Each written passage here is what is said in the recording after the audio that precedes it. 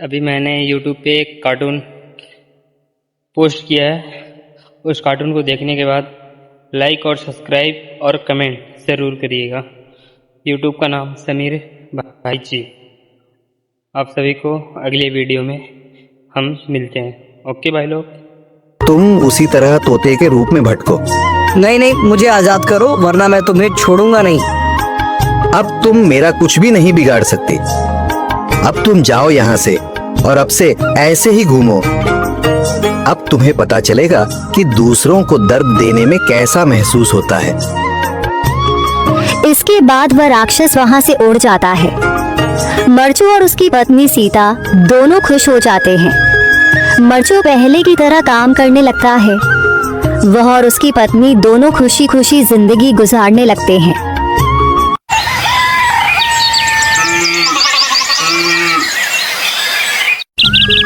मरचू जंगल से लकड़ियां काटकर बाजार में बेचने गया, लेकिन उसे लकड़ियों के अच्छे दाम नहीं मिले। इस पर मरचू ने कहा, अरे भैया, इतने कम पैसे? इन पैसों में तो 2 वक्त का खाना भी नहीं मिलेगा। आप मुझे बहुत ही कम पैसे देते हैं। मैं इतनी मेहनत से लकड़ियां काट कर आता हूँ, लेकिन उनके पैसे मुझे बहुत कम मिलते हैं। भैया, तुम्हारी लकड़ियां होती ही इतनी कमजोर हैं कि मैं इससे ज्यादा पैसे नहीं दे सकता। तुम्हारी लकड़ियों के बस इतने ही पैसे बनते हैं। अरे भैया, कुछ ज्यादा कर दो ना। वो क्या है ना कि इन पैसों का तो कुछ भी नहीं आता। मैं अपनी जिंदगी कैसे गुजारूंगा? भैया, तुम जाकर अच्छी लकड़ियां लाओ, तभी इन लकड़ियों का अच्छा दाम मिल पाएगा, वरना इन लकड़ियों का तो यही दाम है। ये सुनकर मरचू बहुत ज्यादा परेशान हो गया और पैसे लेकर किराने की दुकान से सामान खरीदकर घर आ गया।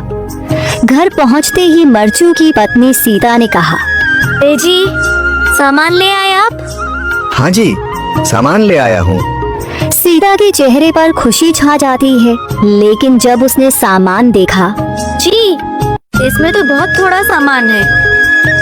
हाँ सीता, मुझे पता है कि यह सामान बहुत थोड़ा है, लेकिन मैं क्या करूं? मेरे पास जितने पैसे थे, मैं उतने का ही सामान लेकर आ गया हूँ।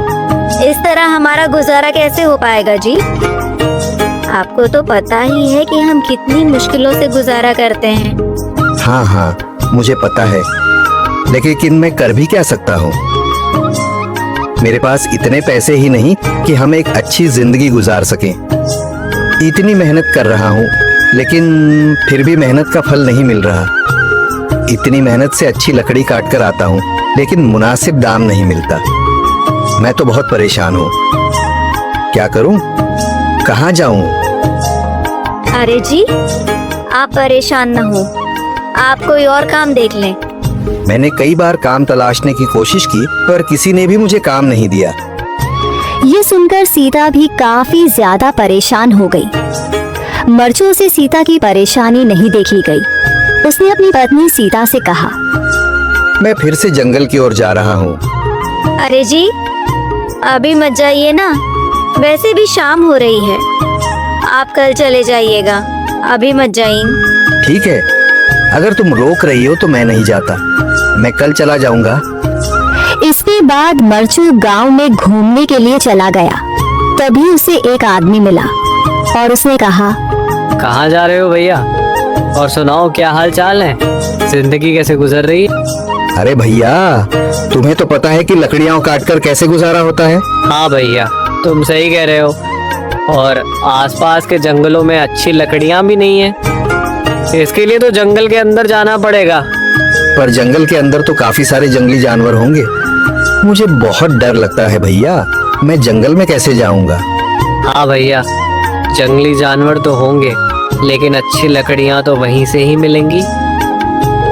ये सुनकर मरचू बहुत ज्यादा परेशान हो गया, लेकिन वह आदमी बिल्कुल ठीक कह रहा था।